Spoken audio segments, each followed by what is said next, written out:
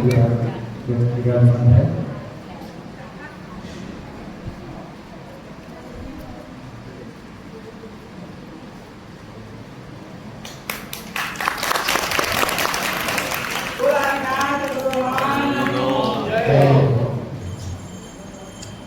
जयनगर पार्वती पार्वती हृदयનો આદરણીય પંડિત શ્રી રાવલજી શાસ્ત્રી આપણા આમંત્રણને માન આપીને તેમના વ્યસ્ત સમયમાંથી દિગંબર મંડળના આમંત્રણને માન આપીને અહીંયા પધાર્યા છે તે બદલ દિગંબર મોક્ષ મંડળ વતીથી હું તેમનો ખૂબ ખૂબ આભાર માનું છું।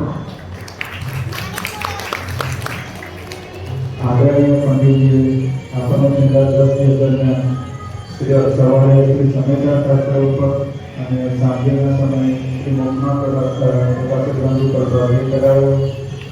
સમયસર સ્વલેખન અને કળશ 104, ગાથા 103 થી 154, કળશ 105, ગાથા 155 આ માધ્યમથી જ્ઞાન તે જ મોક્ષ છે, જ્ઞાન જ માત્ર જ્ઞાન જ મોક્ષનો ઉપાય છે તે વિષય ઉપર આપણને સરળ ભાષા માટેની આગવી શૈલીમાં સમજૂતી આપી। મોક્ષમાં પ્રકાશનમાં પણ તે જ ટાઈપનો વિષય જે પુરુષાર્થથી જ મોક્ષની પ્રાપ્તિ થાય છે તે વિષય ઉપર એમની આગવી શૈલીમાં ખૂબ સરસ રીતે સમજણ આપી આપણને। તેમને જે ઉદાહરણ આપણને આપ્યા તે પણ એકદમ સટીક હતા। કોઈ પણ માણસને એકદમ સરળ રીતે સિદ્ધાંત સમજી જાય તે રીતે આપ્યા। જેમ કે બાળક માટે એમને ઉદાહરણ આપ્યું કચ્ચા લીંબુ, એટલે કે કોઈ કાચો ખેલાડી હોય કે જે એને આપણે રમતમાં ઇન્વોલ્વ કરીએ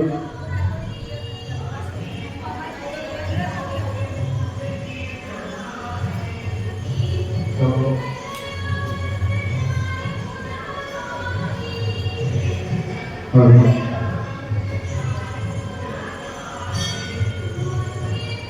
એમણે જે આપણને ઉદાહરણ આપ્યા એ ખૂબ જ સરળ ભાષામાં ઉદાહરણ સાથે સમજાઈને આપણને જેમ કે એક બાળ માટેનું ઉદાહરણ આપ્યું જ્યારે તપ કરીએ છીએ તો બાળ કેવું કહેવાય કે જેમ કોઈ ખેલાડી છે, કાચો ખેલાડી છે કે જેને રમતમાં ભલે સામેલ હોય, બધી રમત રમે છે, દરેક પ્રવૃત્તિ કરે છે, પણ તે જે પણ સ્કોર કરે છે તે એક ઘણા દિવસમાં ટોટલ સ્કોરમાં કામ નથી થતું, એને ખાલી માત્ર રમવામાં ગણવામાં આવે છે। એ રીતે આપણે જે પણ વ્રત આજે કરીએ છીએ જો એ સાચી શ્રદ્ધા સાચી જ્ઞાન વગર કરીએ છીએ તો તે પણ એક બંધનું કારણ બને છે। તે રીતે એમને ખૂબ જ સરળ રીતે આપણે સમજાવ્યું કે માત્ર મોક્ષથી માત્ર પુરુષાર્થથી જ મોક્ષનો ઉપાય થાય છે।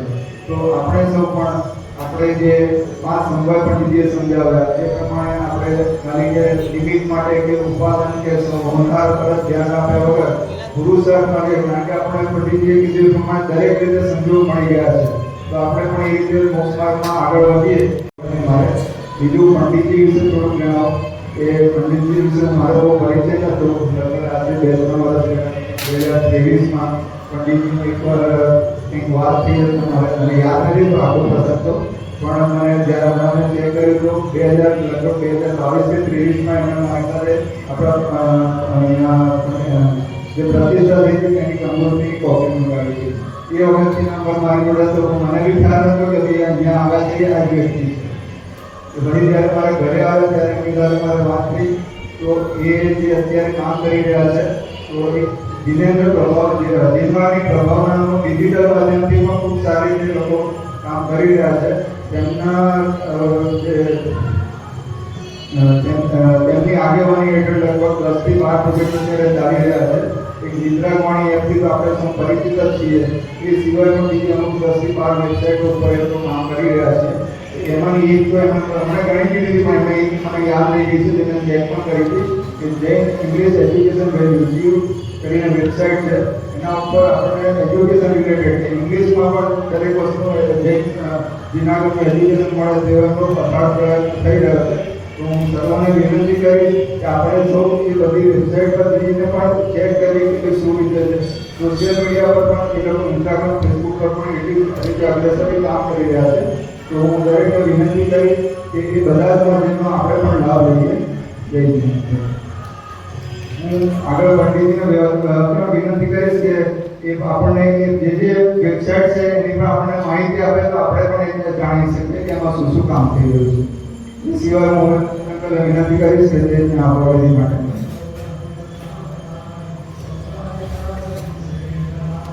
सभी को सादर जय जी में 10 सेकंड पर्व का आराधना का पर्व हमने आदरणीय राहुल जी भाई साहब के समागम में व्यतीत किया। बहुत सुंदर तस्वीर।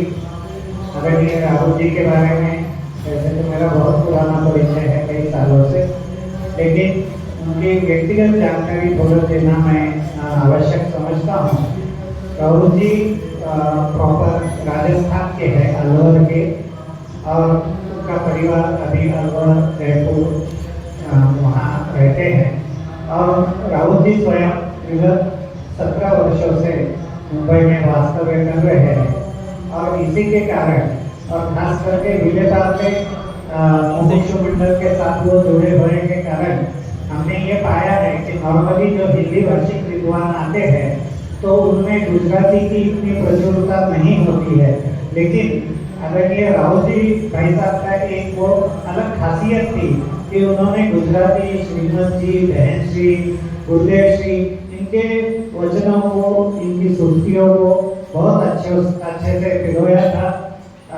ये हमारे सबके लिए बहुत लाभकारी बात रही। जो कई बार हमको ऐसा लगता है कि ये जो विद्वान आते हैं इनको तो कुछ यानी शास्त्री किया, ये किया, वो किया, वो खत्म, लौकिक तो कुछ करते नहीं हैं।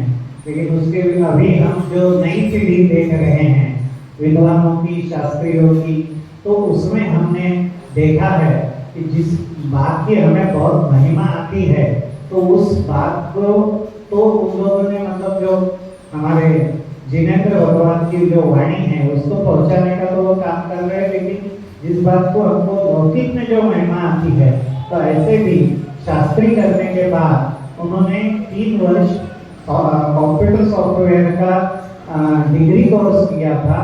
इतना ही नहीं, लोग डोनेशन दे देकर MBA में जाते हैं, IIT में जाते हैं।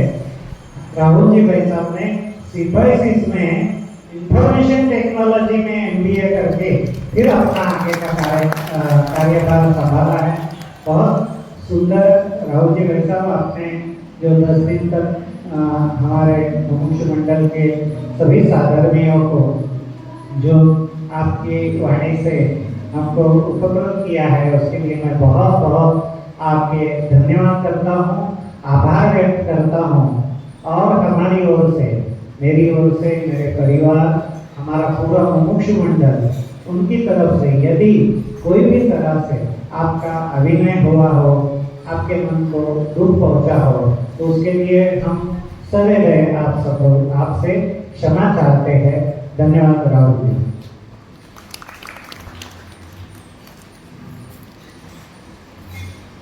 બીજા કોઈને પણ કહેવું હોય, બીજા કોઈને પણ પંડિતજીનો માંગ આવી શકે છે.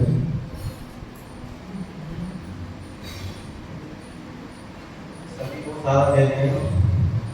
राहुल जी भाई साहब मेरे साथ स्मारक में शास्त्री कर रहा था तो मेरे से 1 साल सीनियर थे, तो मैं तो पहले से ही परिचय में हूँ और प्रवचन मैंने 17 साल बाद ही सुने हैं, क्योंकि उस समय जब स्मारक में पढ़ता था तो गोष्ठी वगैरह होती थी, छात्र होते थे, उसमें 1-2 बार ही सुना होगा। और मैंने हम लोग अब क्या है कि उस समय बचपना था तो घूमने फिरने निकल जाते थे, सो रहे हैं नहीं आ रहे प्रवचन में तो मेरे साथ जाना ऐसा होता था, क्योंकि सीढ़ी प्रवचन होते थे तो उस समय में जिम करने चला जाता था या भाई साहब बनाने आते थे और कहीं ना कहीं चला जाता था। लेकिन अभी तो जो इन्होंने प्रवचन किए हैं तो मुझे तो एक ही बात समझ में आई है कि सभी प्रकार से हमारे पास अवसर आ गया है। और बड़े पंडित जी की पूजन में एक पंक्ति आती है, कोई बहाना नहीं बनाओ, रत्नत्रय पथ पर बढ़ जाओ।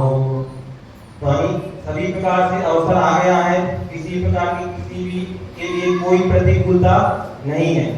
तो अभी भी हम स्वाध्याय की ओर अग्रसर नहीं होंगे तो कब होंगे? तो दोनों टाइम के प्रवचन में भाई साहब ने तो लगभग 18 से 19 घंटे प्रवचन किए हैं, और 18 से 19 घंटे प्रवचन करने के बाद भी हमें सोचना चाहिए कि हमें उसमें से क्या ग्रहण करना है, क्या छोड़ना है। तो मेरी ये कामना है कि हम सभी भी स्वाध्याय में लगें और मंदिर सबसे ज़्यादा जितना हो सके समय निकालकर मंदिर जरूर आए बस दर्शन करने के लिए, यही भावना है। जय श्री राम।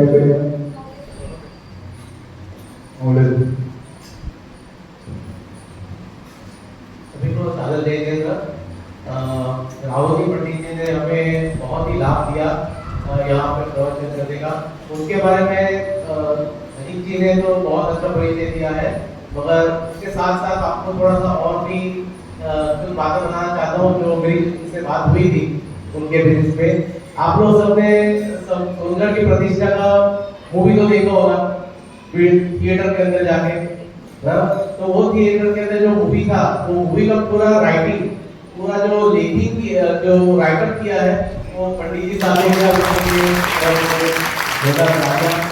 उसके साथ साथ में वहाँ पे आपने सुंदर प्रतिष्ठा के अंदर जो सबसे लोकप्रिय गीत हुआ था अपना आनंद भरो, वो गीत के रचनाकार भी पंडित जी साहब है। बहुत ही सुंदर, बहुत ही सुंदर गीत का उन्होंने रचना की है, जो उनके मुझे हमेशा रहती है। इतना भव्य कल्याण प्रतिष्ठा के अंदर इतना भव्य उन्होंने जो गीत की रचना की वो काफी अच्छा है। साथ साथ में उन्होंने जो स्वाध्याय हमारा हमको दिया था उसके अंदर भी सुबह जो समय साधन प्रवचन हुआ था उसके अंदर भी उन्होंने कुछ जो उदाहरण दिए वो हमें छूटे जाते हैं।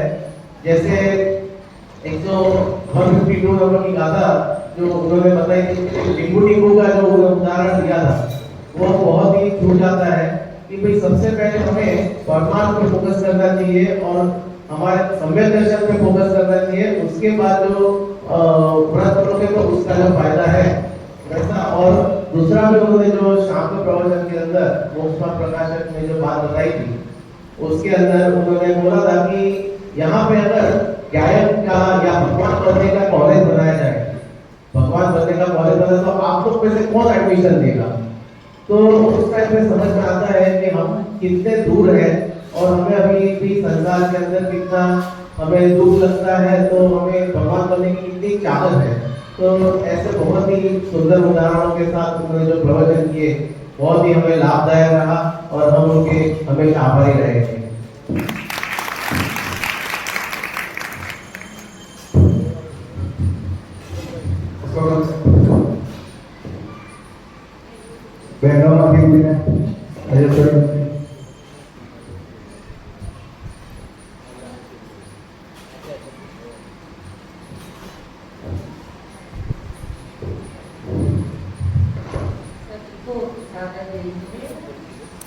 आदरणीय पंडित जी ने 10 दिन तक हमें निरंतर निर्वाणी माता के जो सर्वोत्कृष्ट पाठ है आत्मा की, उसे दोनों सुबह और शाम बहुत अच्छे तरीके से हमें समझाया और हमें ये भी जगाया कि हमें सर्वोत्कृष्ट यूनिवर्सिटी में हमारा एडमिशन हो गया है, तो अब हमें इसके आगे का काम करना है।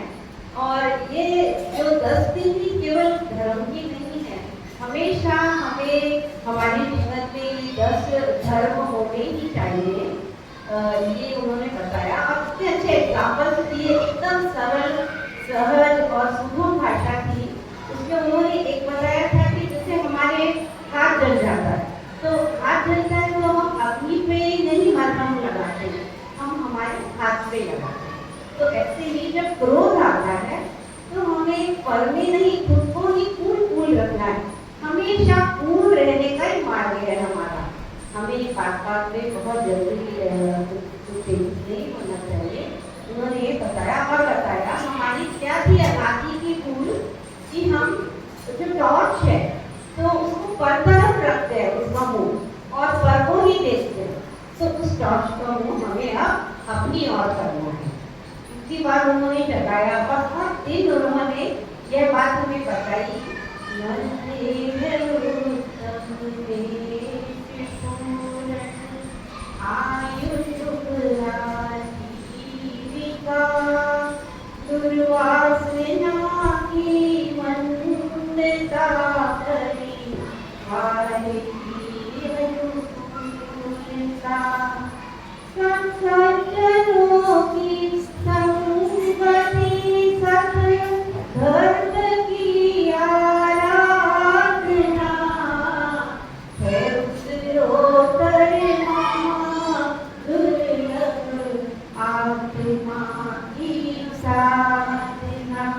तो पंडित जी ने बताया दुर्लभ नहीं है, इतना सहज है कि पुरुषार्थ रात को जो उन्होंने टॉपिक लिया था बहुत ही हमारे लिए बहुत महत्वपूर्ण है।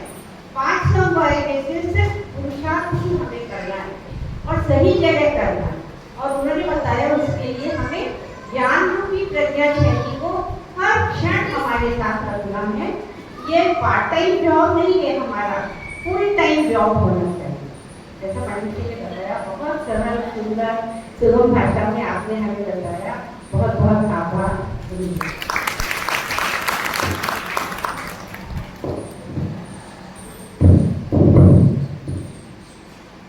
આગળ બધાએ બધું કહી જ દીધું છે। હું થોડુંક ગાઈને કહી દઈશ કે શું પંડિતજીએ સમજાવ્યું।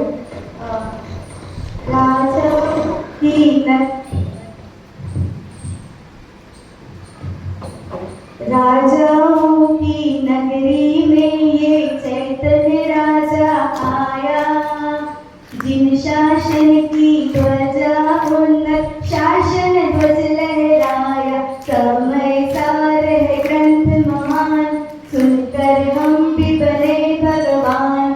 समय सार है ग्रंथ महान, सुनकर हम भी बने भगवान। जिन शासन की शान बढ़ाने विद्वत गए हैं आते, कुंद कुंद का मार्ग सच्चा आकर के बतलाते। बोलो जिन शासन की जय, बोलो जिन शासन की जय, बोलो जिन शासन की जय, बोलो जिन शासन की जय। व्रत तप जप तो किए अनंतो बाल व्रत कहलाते, निज में रमना निज में जमना सच्चा व्रत कहलाते। बोलो जिन शासन की जय, बोलो जिन शासन की जय, बोलो जिन शासन की जय, बोलो जिन शासन की जय। अंतिम लाइन पंडित जी और हम सबके लिए। सरल शैली गहरा चिंतन वाणी में है झलका, सरल शैली और गहरा चिंतन वाणी में है झलका। हम सब भी पुरुषार्थ करें और भवसागर फिर जाए। बोलो जिन शासन की जय, बोलो जिन शासन की जय। इस बार के पर्यूषण में बहुत ही मजा इसलिए आया कि जीतन बहन ने इतनी शांति से पूजा करवाई और बहुत ही आनंद आया। जल्दीबाजी कहीं नहीं थी और हमने सब ने आनंद से पूजा की। जीतन बहन के लिए बहुत बहुत आशीर्वाद। ये तो 3-4 दिन की प्रोग्राम है, वो निरंतर चलती रहेगी। लास्ट में सबको इतना ही बोलना है, बड़े पंडित जी की लाइन है। आया अवसर सब विधि योग, निमित्त अनेक मिले हैं योग्य। वो पुरुषार्थ हमारा योग्य, तो सिद्धि सहज ही होवे योग्य। माइक लेके बोलती तो सबसे ज्यादा मैं ही हूँ, तो सबसे ज्यादा बोलने में, अशुद्धि में, किसी को हर्ट करने में या कोई भी तरीके से कुछ गलत बोला गया हो तो सबसे उत्तम क्षमा। और बीजा कोई बोलो, रश्मिका संगीता का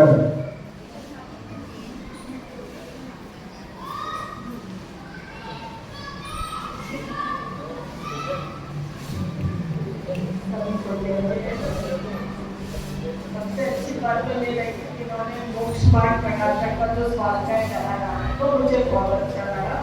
मैंने 2-3 बार शायद मोक्षमठ पढ़ा होगा, सतपथ में भी उसका पढ़ा था, लेकिन कल रात को जो उन्होंने मूल स्थान के हिसाब से मिथ्यात्व दशा से लेकर सिद्ध दशा की प्राप्ति कैसे होती है वो पहली बार मैंने जाना, मुझे सुनकर बहुत अच्छा लगा। मैं निवेदन में करती हूँ कि आप हर बार आए और मोक्षमठ स्टार्ट से लेकर अंत तक हमें पढ़ाएं, ऐसा सबको लगा वो जगह तो मतलब मिलके इनको दोबारा अवश्य बुलाइए। जय श्री कृष्ण।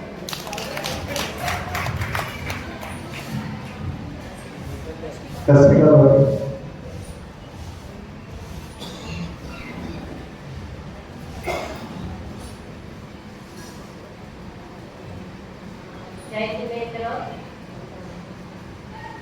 પંડિતજીનો ખૂબ ખૂબ આભાર એટલા માટે કે એમને જસ્ટ વડોદરામાં ઉતર્યા અને જ તરત જ એમને ફોન આવ્યા અક્ષયભાઈના પણ એમણે આપણા મંડળને સર્વપ્રથમ આપણા મંડળને જે પ્રધાનતા આપી પ્રવચનનો લાભ આપ્યો મારા સસરા બોધજી મને ફોન કરી દે કે દાદા કે પંડિતજીને કોઈ પણ તકલીફ ના થાય હર્ષદનો અને એ લોકોનો ખૂબ ખાસ તો અમારા ઘરેથી અમારાથી કોઈ પણ ભૂલ હોય તો ક્ષમા કરજો અને તમે જે બધા વિષય લીધા છે શાંતિથી અને તમારો જે સરળ સ્વભાવ છે એના માટે અને તમારા ઘરના બધાએ અમને જે તમને અહીંયા મોકલી અને પોતે પોતાના કંઈ પણ ન આવ્યા કે વૈદ્ય આવ્યા ત્યારે પણ અહીંયા ગાડી જે અમને લોકોને તમે લાભ આપ્યો તે માટે પંડિતજીનો ખૂબ ખૂબ આભાર અને મંડળના સર્વ ભાઈઓ અને બહેનો જે ઉપસ્થિત રહીને આ પ્રવચનનો લાભ લીધો એ માટે સર્વનો ખૂબ ખૂબ આભાર. Thank you.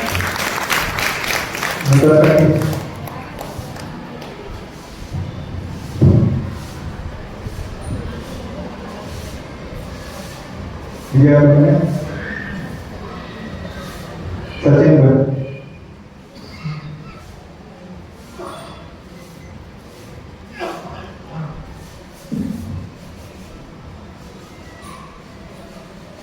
जय जिनेन्द्र सभी को।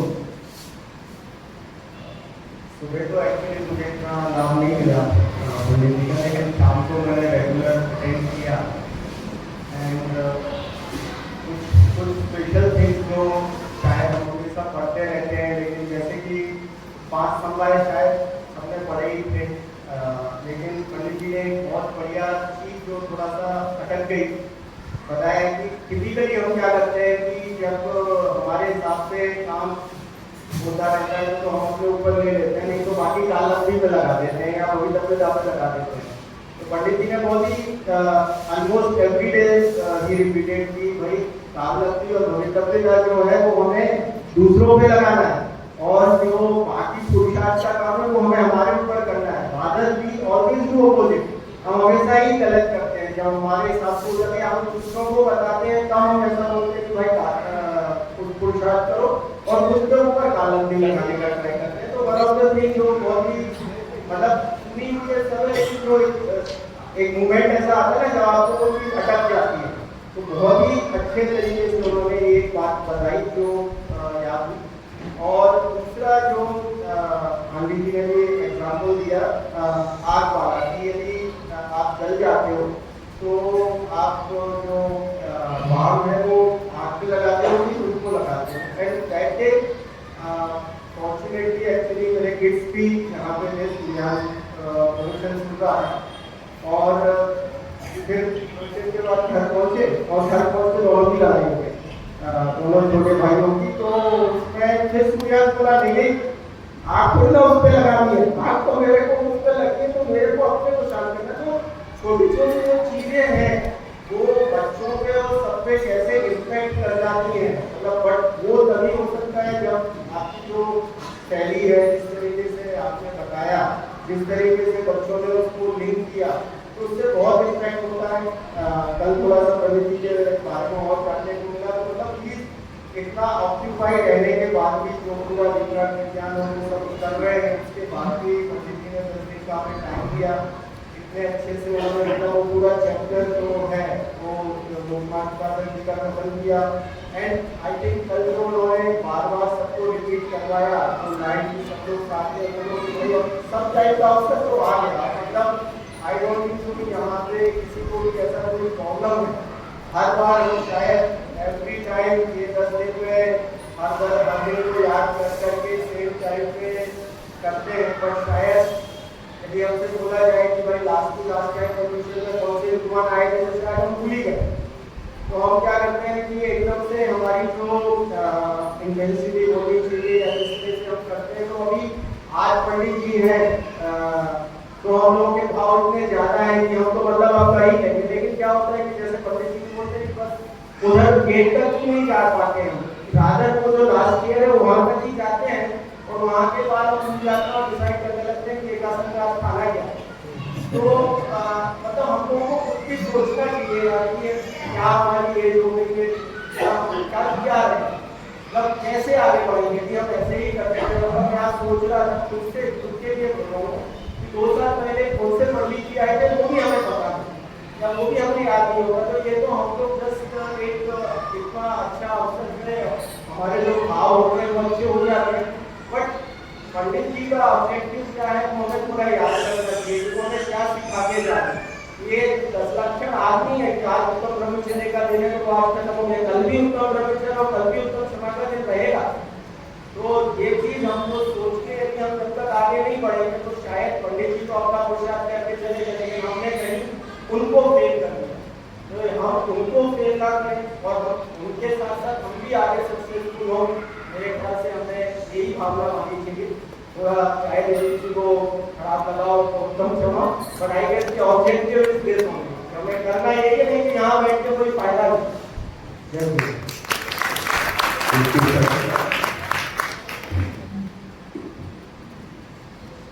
બીજા પપ્પુભાઈ તમારે પાછળ અસરભાઈ મહિલાઓને કોઈ એવું છે પર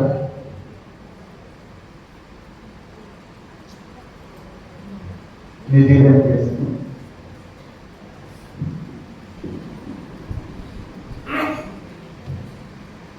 જય જિનેન્દ્ર બધાને। જેમ લૌકિકમાં કહેવાય છે કે કૃષ્ણ એમની બાંસુરી વગાડીને બધાને મોહિત કરી દે છે, એમ પંડિતજીએ પણ 10 દિવસ એકદમ પ્રવચનની ધારા બેવડાવીને આપણને બધાને મોહિત કરી દીધા છે, ધર્મ કાર્યમાં પ્રેરિત કરી દીધા છે। એકચ્યુઅલી મને તો એવું લાગતું હતું કે 10 દિવસમાં એક પણ સ્વાધ્યાય મારો મિસ નહીં થવો જોઈએ, તો પણ મારા 2-3 મિસ થઈ ગયા હતા, પણ મને અંદરથી બહુ દુઃખ થતું હતું કે આજે વ્યાખ્યાન મારું મિસ થઈ ગયું। એવી હદે આપણને બધાને પંડિતજી એમના સરળ સ્વભાવથી, એમના સરળ પ્રવચનથી, એમના ઉદાહરણોથી આપણને એટલા જકડીને રાખ્યા છે। અને હું રિક્વેસ્ટ કરીશ કે નેક્સ્ટ ટાઈમ પંડિતજી આપ જ આવજો પરમિશન 10 લક્ષણ કરવામાં। આપણે પ્રયત્ન કરીશું કે દર વર્ષે જ્યારે જ્યારે આપણે પંડિતજીને બોલાવીએ ત્યારે અહીંયા આવવામાં આવે। અષ્ટમીમાં કે પરિશ્રમમાં ત્યારે પણ બોલાવીએ અને પંડિતજીને એને આમંત્રણ આપીએ તો આપણે ત્યાં આવે એવો હું આગ્રહ રાખું છું। હવે આપણે આ કાર્યક્રમને અહીંયા પૂરો કરતા હવે આપણે પંડિતજીનો એક સન્માનનો કાર્યક્રમ રાખેલો છે। સન્માન વાસ્તવિક આપણે જે પંડિતજી આપણને જીનવાણીનું રસાસ્વાદન કરાવ્યું તેનું સન્માન છે। વાસ્તવમાં જીનવાણી માતાનું છે, જીનેન્દ્ર વાણીનું સન્માન છે, જે આપણે તેમના મુખેથી સાંભળ્યું છે, માટે તેના પ્રતિક રૂપે આપણે તેમનું સન્માન કરીશું। તો હું અજીત અંકલને, અશોક અંકલને, હર્ષદભાઈને, જીતુભાઈને વિનંતી કરીશ કે તેમણે પંડિતજીને હાથ પહેરાવી તેમનું સન્માન કરે।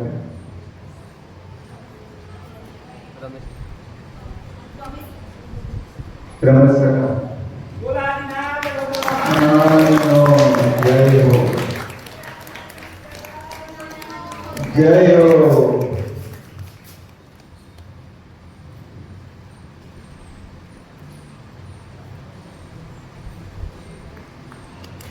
તુલસી વિદ્યામાર્ગ પ્રભાવનો જય હો।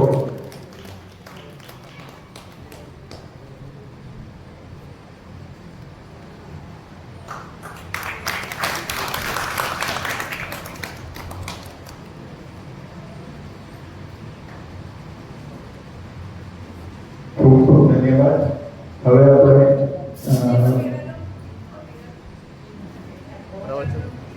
45 મિનિટ સુધી પંડિતજીના પ્રવચન સાંભળીશું.